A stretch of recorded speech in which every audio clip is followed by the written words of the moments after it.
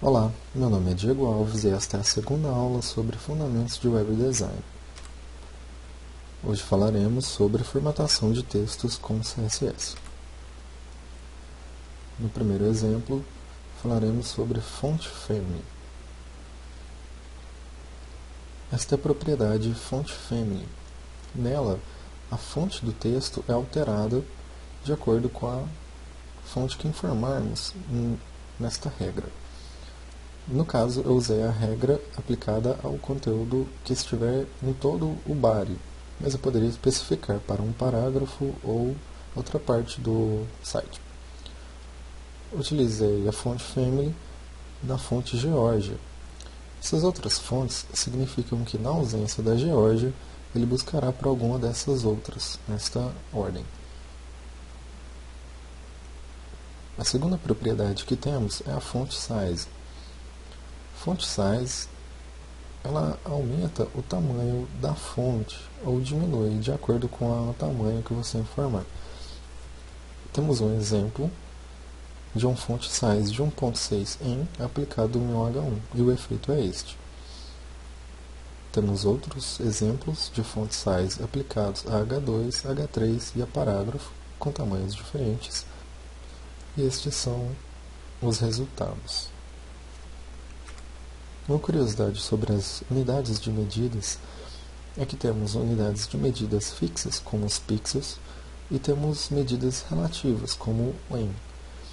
Medidas fixas, por exemplo, em pixel, são exibidas no tamanho especificado, independente do dispositivo. Então, como podem ver, em um celular, um smartphone, o tamanho de 16 pixels poderia ficar assim, cortando a imagem, o texto ou o site. Quando colocado em uma medida relativa, por exemplo, em, o visual do site já é proporcional ao tamanho da tela, porque medidas relativas são exibidas relativas ao dispositivo. Temos outras propriedades para fonte. Temos, por exemplo, font weight, que seria o peso da fonte. Obtemos o efeito de negrito, colocando font weight bold. E temos também font style, onde podemos obter o efeito de itálico no nosso texto. Neste exemplo, font weight bold está aplicando negrito nesta regra. Nesta regra, o font weight já determina que seja normal, não tenha negritos, por exemplo. E aqui determina que o texto esteja em itálico nesta regra. Especifica com font size o tamanho da fonte e com small caps na propriedade font variante determina que seja todo o texto em minúsculo.